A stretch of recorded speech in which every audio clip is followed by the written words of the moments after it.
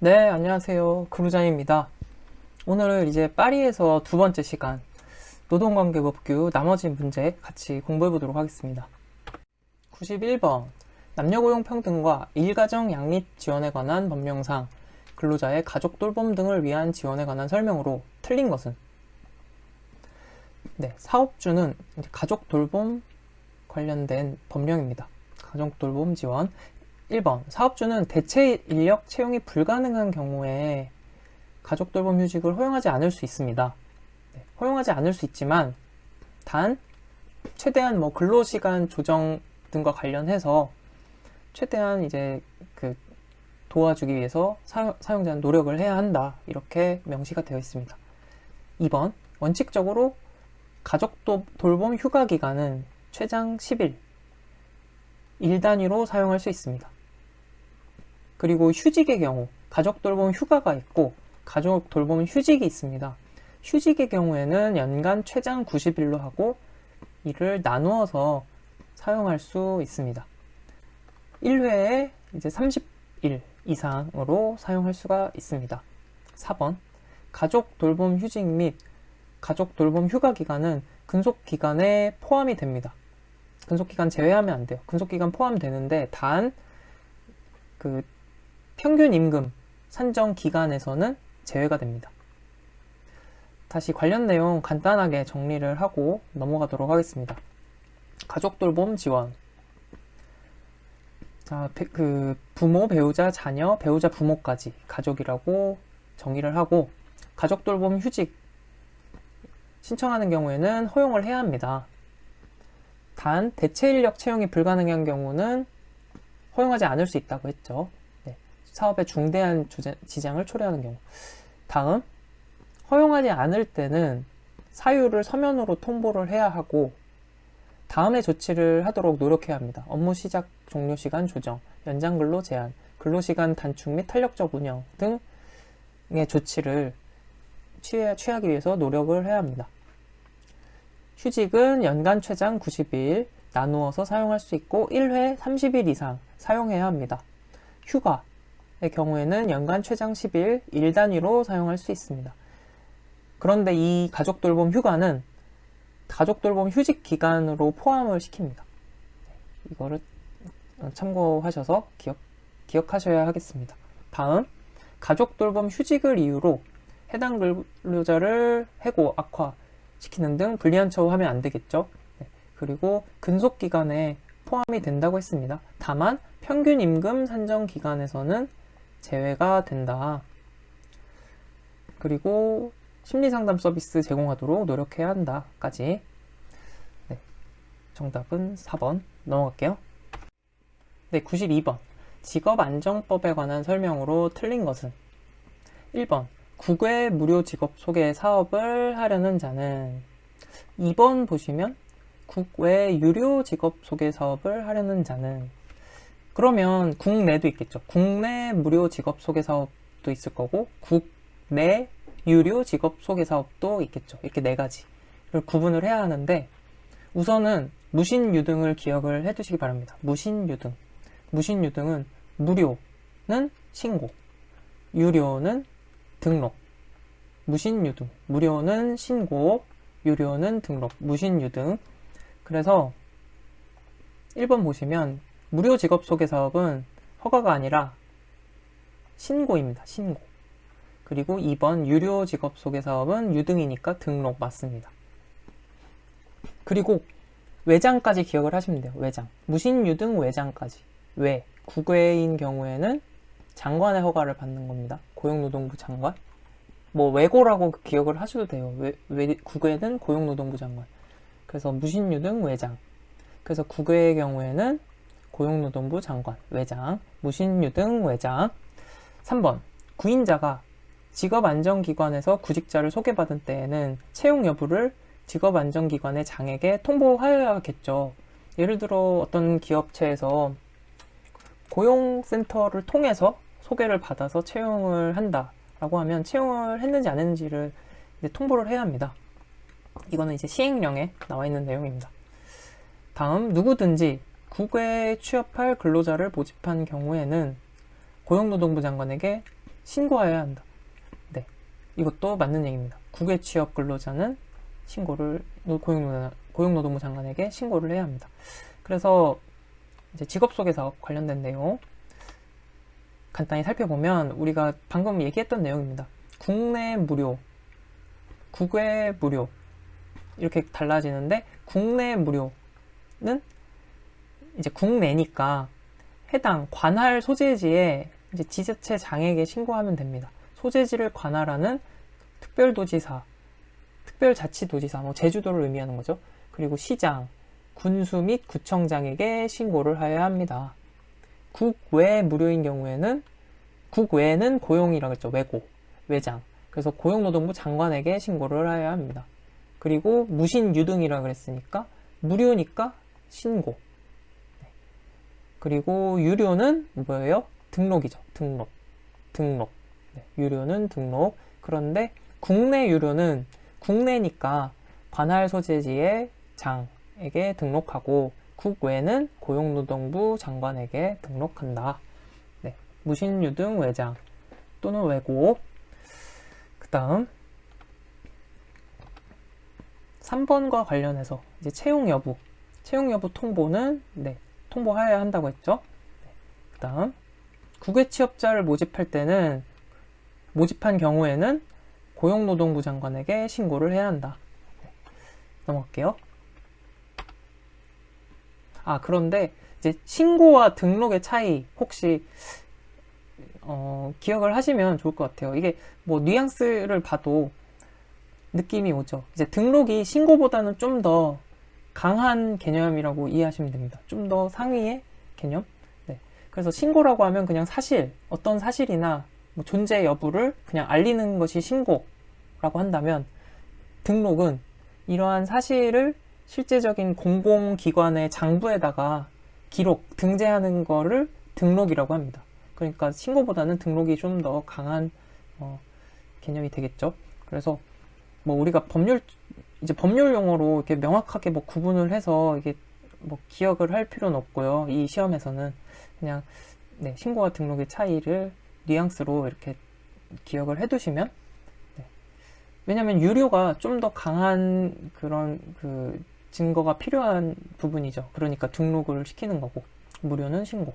넘어갈게요. 93번. 고용보험법령상 고용보험기금의 용도에 해당하지 않는 것은 1번. 일시 차입금의 상환금과 이자. 일시 차입금 상환금 이자에 활용이 됩니다. 고용보험기금.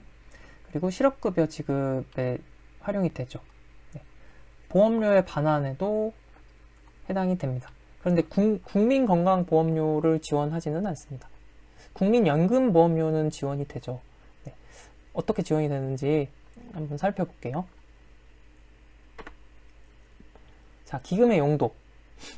고용안정이나 직업능력개발 사업에 활용이 되겠죠. 고용보험이니까. 그리고 실업급. 말 그대로 그러니까 고용과 관련해서 어떤 재난이 발생했을 때 사용된다라고 이해를 하시면 됩니다. 고용안정, 직업능력개발 사업, 실업급여. 그리고 국민연금보험료도 지원되는데 어떤 경우냐? 실업급여를 이제 받게 되면 그 구직급여 기간이 있잖아요. 구직급여 기간 중에 이제 원하는 경우 국민연금보험료에 납입을 할 수 있어요. 추가 산입을 할 수 있어요. 실제 실업 기간이더라도. 그때 그 보험료를 고용보험기금에서 지원을 하게 됩니다. 일정 부분을 그 범위 내에서. 그래서 국민연금 보험료의 지원이 이때 이루어진다. 구직급여 기간 중에 추가 산입을 이제 선택했을 때. 그 다음 육아휴직이나 출산 전후 휴가 급여 등의 지급에 활용이 되겠죠. 그리고 보험료 반환, 보험료 반환에도 사용이 되고, 일시 차입금의 상환 이자에도 사용이 됩니다. 이렇게 정리하고 넘어가도록 하겠습니다. 94번. 고용보험법령상 자영업자인 피보험자의 실업급여 종류에 해당하지 않는 것은, 자영업자일 경우에는 이제 이주비, 광역구직활동비, 직업능력개발수당, 조기재취업수당 다 실업급여 종류가 맞는데, 조기재취업수당은 자영업자인 피보험자에게는 해당이 되지 않습니다. 네. 뭐 이름으로 봐도 그렇잖아요. 조기 재취업 수당. 재취업이라는 것은 기존에 직장에 있었던 사람이 다시 취업을 하는 게 재취업의 의미잖아요.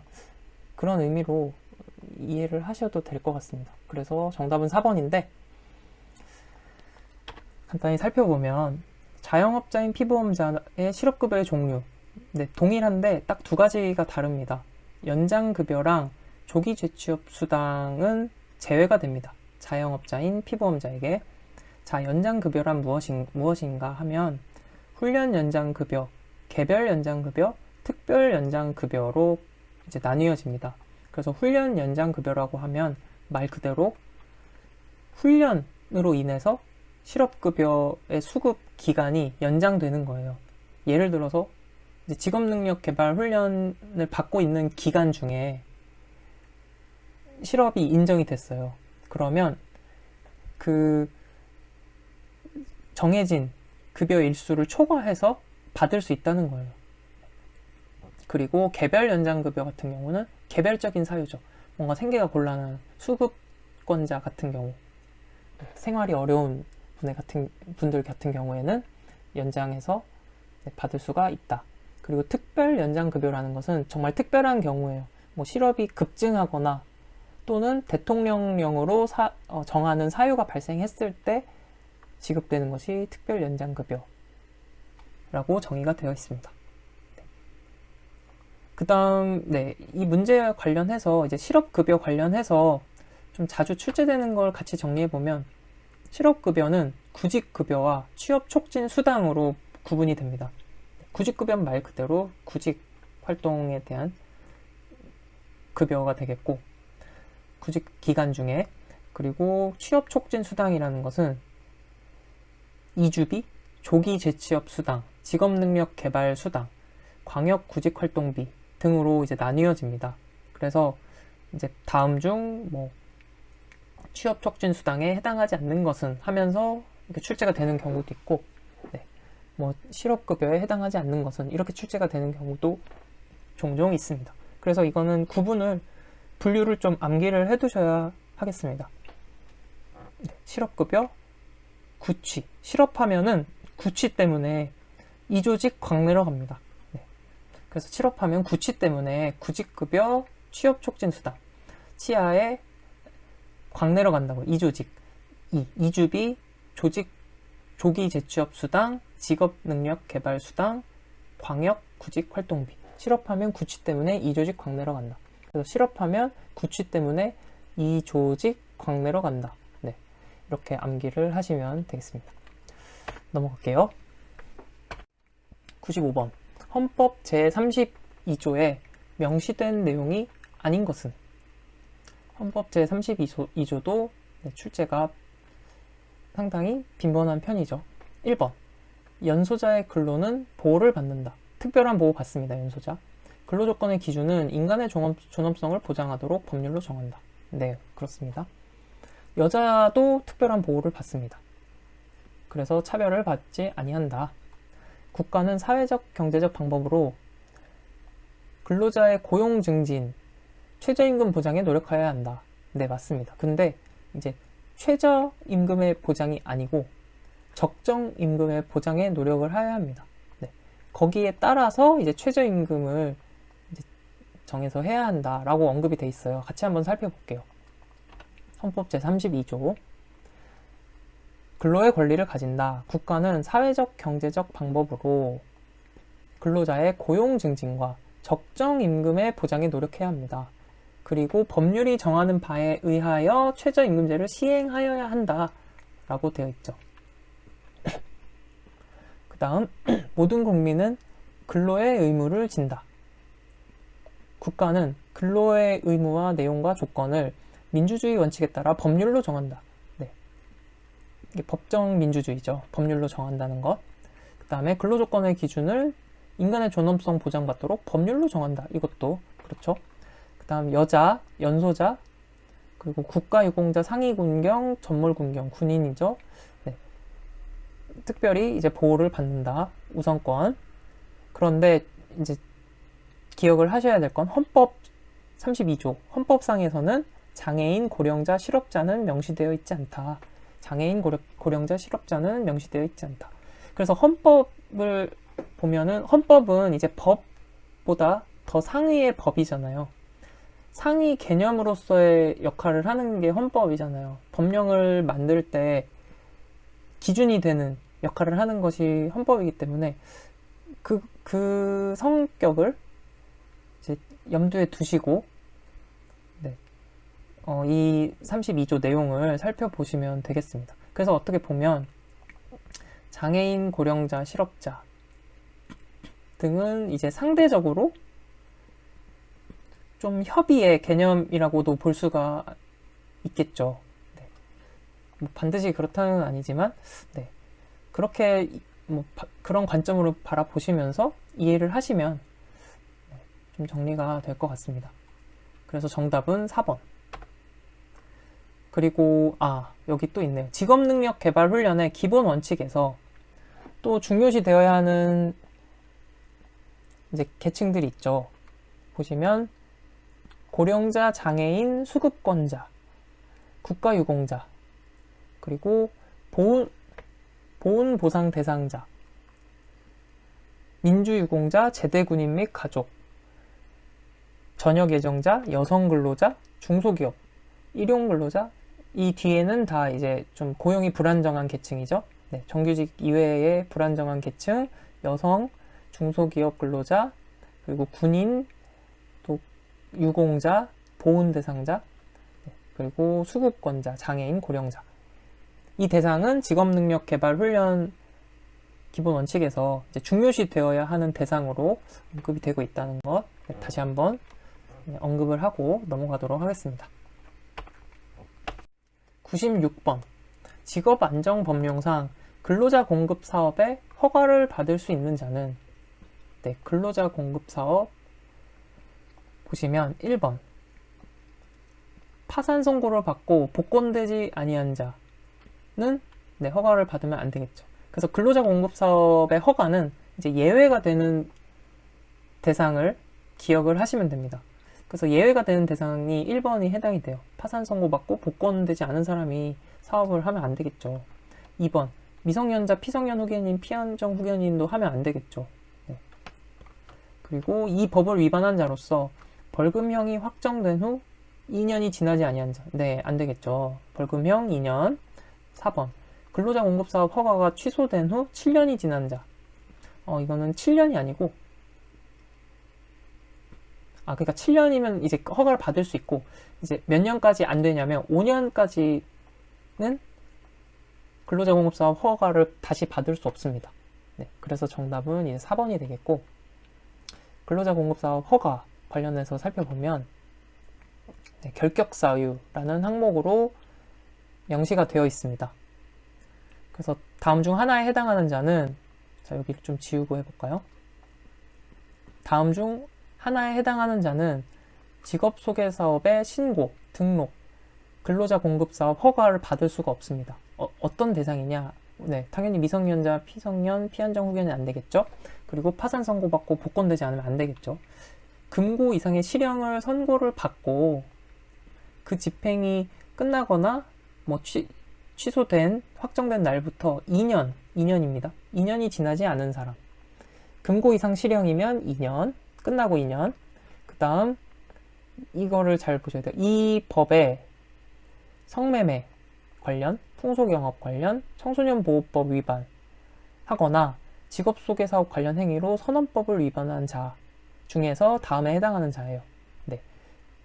여기에 해당하는 자 중에서 실형이면 이제 3년이에요. 앞에서는 이 법에 이제 한정하지 않고 봤을 때는 금고 이상 실형일 때 2년이라고 했잖아요. 금고 이상 실형 받고 2년이 지나지 않으면 허가가 안 된다 했는데, 이제 이 성매매, 풍속영업, 청소년보호법, 선언법, 직업소개 관련 선언법, 이거는 좀 죄질이 더 나쁘다고 보는 거죠.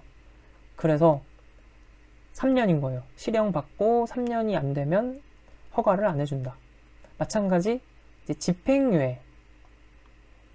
집행유예는 또 3년. 유예가 끝난 날부터. 그리고 벌금형이 확정된 후 2년이 지나지 아니한 자. 네. 벌금형 같은 경우는 그냥 벌금 내면 끝이니까, 그러니까 벌금형이 확정된 시점부터 계산을 하는 거죠. 그 다음 금고 이상의 형의 집행유예를 받고 유예 기간 중에 있는 자, 당연히 안 되겠죠. 형이 집행유예 기간 중에 있다는 건 형이 아직 끝났다는 의미가 아니잖아요, 엄밀히 말하면. 다음, 해당 사업의 등록이나 허가가 취소된 후 5년이라 그랬죠. 네, 5년이 지나지 아니한 자. 임원 중에 위에 어느 하나에 해당하는 자가 있으면 네, 허가가 안 됩니다. 그래서 차근차근 다시 읽어보시면서 정리하시면 되겠습니다. 정답은 4번. 아, 네, 밑에 또 있네요. 허가. 네. 어떤 사람들에게 어떤 사람들이 근로자 공급 사업의 허가를 받을 수 있느냐? 자, 국내 근로자 공급 사업의 경우에는 노동조합만 가능합니다. 이거는 기억을 해두세요, 반드시. 네, 이 부분이 이제 중요하기 때문에 다시 언급을 해놨어요. 국내는 노동조합만 가능하고, 국외 근로자 공급 사업 같은 경우는 국내에서 제조업, 건설업, 용역업, 그 밖에 서비스업을 하고 있는 자. 그런데 또 중요한 게 있어요. 연예인 대상으로 국외 근로자 공급 사업을 허가를 받으려면 비영리 법인이어야 합니다. 네, 반드시 연예인 대상으로는 국외 근로자 공급 사업은 비영리 법인이어야 한다. 네. 그래서 이제 근로자 공급 사업이랑 근로자 파견 사업이랑 또 다르다는 거 네, 기억을 해두시기 바랍니다. 이제 97번으로 넘어갈게요. 고용상 연령차별 금지 및 고령자 고용 촉진에 관한 법령상 괄호 안에 알맞은 것은 상시 몇 명 이상의 근로자를 사용하는 사업장의 사업주는 기준 고용률 이상의 고용자를 고용하도록 노력해야 한다. 네, 이것은 이제 300명 이상입니다. 관련 내용을 살펴보면 기준 고용률은 300명 이상 근로자 사업장. 그래서 기준 고용률 관련해서는 이제 업종별로 기준 고용률에 대해서 자주 출제가 되는 편입니다. 먼저 고령자의 정의를 보면 55세 이상을 고령자로 정의를 합니다. 이 법령에서요. 그리고 준고령자는 50세 이상, 55세 미만으로 정의를 합니다. 그래서 기준 고용률을 살펴보시면 이제 최소 비율이죠. 고령자의 최소 비율 300명 이상이라 그랬어요. 300명 이상 사업장. 자, 제조업은 상시 근로자 수의 100분의 2 이상을 채용해야 합니다. 네, 아무래도 제조업은 실제로 뭔가 몸을 쓰는 일이 많고 만드는 일이기 때문에 육체적인 일들이 많기 때문에 비율이 좀 적은 편이다. 그런데 이제 운수업이나 부동산 및 임대업을 보면 100분의 6까지. 네. 그래서 보면 실제로 이제 운수업, 뭐 그런 관광버스 이런 쪽 운행하시는 분들 보면 실제로 좀 55세 이상 분들도 많이 봅니다. 네. 부동산 임대업 이런 경우도 뭐 상대적으로 고령자 분들이 일을 하시기에 상대적으로 더 나은 편이죠. 뭐 많이 몸이 힘들거나 하는 게 상대적으로 덜하기 때문에. 그리고 그 외의 산업의 경우에는 100분의 3 이렇게 되어 있습니다. 그래서 암기를 해야 되는데 제조업 100분의 2, 운수, 부동산 100분의 6, 그 외 100분의 3. 그래서 고령자인 제부, 저의 제부는 고령자예요. 연세가 많으세요. 55세 이상입니다. 저의 제부는. 그래서 제부의 운기는 운이죠. 운기는 263이다. 네, 로또 번호를 말하는 거예요. 고령자 제부의 운기는 263이다. 제부, 제조업 2%, 부동산 운수업, 부운, 제부의 운기, 부동산 운수업 6%, 기타 3%, 제부의 운기는 263이다. 순서대로 제부의 운기는 263이다. 네. 그래서 이렇게 기준 고용률은 암기를 지금 해두시기 바랍니다. 네, 넘어갈게요. 네, 98번 고용정책기본법령상 지역고용심의회에 관한 설명으로 틀린 것은 지역고용심의회는 위원장 1명을 포함한 30명 이내의 위원으로 구성된다. 네, 30명 이내가 아니고 20명입니다. 네. 위원장은 시도지사가 된다. 네, 맞습니다. 왜냐면 지역 고용이니까 시도지사. 그리고 심의하는 내용은 시도의 고용 촉진, 직업 능력 개발 및 실업 대책. 네, 고용 관련 문제들을 심의해야 하니까 맞는 얘기죠. 4번. 지역고용심의회 전문위원회의 위원은 시도지사가 임명하거나 위촉합니다. 네, 그래서 정답은 1번이고요. 자, 지역고용심의회 구성을 보면 위원장 1명과 20명 이내의 위원이라고 했죠. 위원장은 시도지사가 맡는다. 특별시장, 광역시장, 도지사, 특별자치도지사. 그리고 위원은 다음 각 호의 사람이 된다라고 했어요. 각 호의 사람이라면 시도지사가 임명하거나 위촉하는 사람은 지역고용심의회 위원이 될 수 있고, 또한 특별시, 광역시 또는 도의 청사 소재지를 관할하는 직업안정기관의 장도 위원이 될 수 있습니다. 직업안정기관의 장. 네. 그리고 기능을 보면 위에서 살펴본 내용이죠. 고용 관련 문제들을 다루는 거예요. 기본계획 수립 시행, 고용 촉진, 직업 능력 개발 및 실업 대책 관련 사항들을 심의하는 기관이다. 이렇게 정리하시고 넘어가겠습니다. 그래서 지역고용심의회는 이제 고용정책심의회와 구분을 해야겠죠. 그래서 고용정책심의회랑 지역고용심의회를 구분해서 정리를 하셔야 되는데, 고용정책심의회는 이제 2020년 2차 96번 문제를 보시면 이제 다뤘어요. 2020년 2차 96번. 이거 공부한 내용도 제가 여기 위에다가 이제 링크를 걸어 놓을 테니까 반드시 클릭하셔서 같이 정리를 하시기 바랍니다. 네, 구분을 해서 이제 고용정책심의회는 또 이제 달라요. 다른 내용들이 있어요. 그래서 인원도 이제 30명 이내 위원 이렇게 구성이 되고 다른 부분이 있기 때문에 정리를 하시기 바랍니다. 99번. 남녀 고용 평등과 일가정 양립 지원에 관한 법령상 모성보호에 관한 설명으로 틀린 것은? 모성보호. 1번. 국가는 출산 전후 휴가를 사용한 근로자에게 휴가 기간에 대하여 평균 임금에 상당하는 금액을 지급할 수 있다. 평균 임금이 아니고 이제 통상 임금이 되겠죠. 통상 임금에 상당하는 금액을 지급합니다. 지급할 수 있습니다. 2번. 근로자가 사용한 배우자 출산 휴가는 유급으로 합니다. 네, 배우자 출산 휴가 유급. 3번. 배우자 출산 휴가는 90일 이내에 청구해야 합니다. 4번. 원칙적으로 난임 치료 휴가를 청구하는 경우에는 연간 3일 이내 휴가를 줘야 합니다. 네, 난임 치료 휴가는 3일, 배우자 출산 휴가는 90일 이내에 청구를 해야 한다. 그래서 정답은 1번. 자, 1번 관련해서 다시 보면 배우자 출산 휴가, 출산 전후 휴가, 유산 사산 휴가를 사용한 근로자 중 일정한 요건에 해당하는 사람에게 그 휴가 기간에 대하여 통상 임금에 해당하는 금액을 지급할 수 있어요. 네, 통상 임금입니다. 그리고 배우자 출산 휴가 청구하는 경우에는 10일의 휴가 유급으로 줍니다. 배우자 출산 휴가는 10일 유급. 그리고 출산 전후 휴가가 지급이 됐으면 그 금액 한도에서 지급의 책임을 면한다 라고 했어요. 그 출산 전후 휴가 지급이 됐으면 그거 깎아서 줘도 된다는 거죠. 그리고 보기에서 봤듯이 90일 이내 청구해야 하고 1회 한정해서 나누어 쓸 수 있다. 네, 한 번 쪼개서 쓸 수 있습니다. 4번.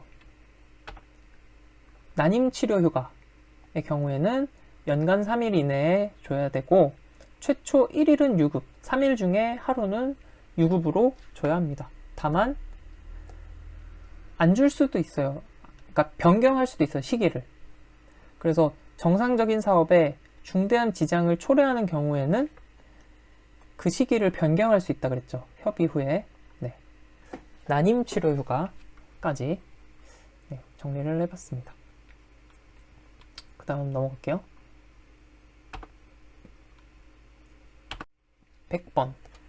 고용정책 기본법령상 고용정책심의위원회의 전문위원회에 명시되지 않은 것은? 전문위원회에 명시되지 않은 것은? 지역고용전문위원회, 고용보험전문위원회, 장애인 고용촉진전문위원회, 건설근로자 고용개선전문위원회. 만약 이걸 이제 몰랐다고 하더라도 이렇게 잘 한번 음미를 해보시면은 딱 봤을 때 뉘앙스가 다른 게 있지 않나요? 네, 느낌적인 느낌으로 봤을 때 고용보험은 네, 이제 고용정책이랑은 고용정책심의랑은 또 조금 다른 느낌입니다. 어쨌든 정답 2번인데, 자, 정책심의위원회 전문위원회를 보면 이제 지역 고용에 관련된 내용들, 고용 서비스 관련 내용, 사회적 기업 육성 관련, 또 고용 개선에 관련해서도 위원회가 있어야겠죠. 그리고 장애인 고용 촉진 중요합니다. 가사 근로자 고용 개선, 건설 근로자 고용 개선, 직업 능력 개발 전문위원회. 그러니까 고용과 관련해서 좀 이슈가 되는 중요한 이슈들을 다루는 부분들이 이제 전문위원회로 나뉘어서 이렇게 구성이 되어 있죠. 네. 그리고 위원장 1명을 포함해서 20명 이내의 위원으로 구성이 된다. 전문회의 위원은 심의회 위원장이 임명하거나 위촉한다. 그리고 전문위원회 위원장은 전문위원회 위원 중에서 정책심의회 위원장이 지명한다. 네. 그래서 어떤 사람이 지명되느냐, 어떤 사람이 위촉되느냐. 자, 지식과 경험이 있는 근로자 대표 및 사업주 대표, 지식과 경험이 풍부한 사람, 그리고 관계 중앙행정기관의 3급 공무원 또는 고위 공무원단, 공무원, 지식 경험 풍부한 사람 또는 근로자 대표 및 사업주 대표. 이렇게 전문위원회까지. 그래서 전문위원회 관련해서도 정리를 잘 해두시기 바랍니다. 그래서 정답은 2번. 그래서 여기까지 해서 2022년 1차 기출문제까지 공부를 다 해봤습니다. 근데 이번에는 이제 뭐 정책심의회, 전문위원회 관련해서 지역 고용 위원회 이런 거 관련해서 좀 문제들이 많이 나왔어요. 관련된 내용들 구분해서 잘 정리를 해두시면 좋겠고요. 네, 지금까지 공부하시느라 정말 고생 많으셨습니다. 화이팅 하시고 이제 남은 시험 기간까지도 반드시 복습하시고 네, 내용들 특히 노동관계법규는 문제를 통해서 선택지 내용 플러스 관련된 법령 내용까지 정리를 하시면서 차근차근 네, 많이 읽어보시면서 공부하시면 되겠습니다. 네, 오늘도 이렇게 같이 공부할 수 있어서 너무 감사드립니다. 그러면 화이팅 하시기 바랍니다. 감사합니다.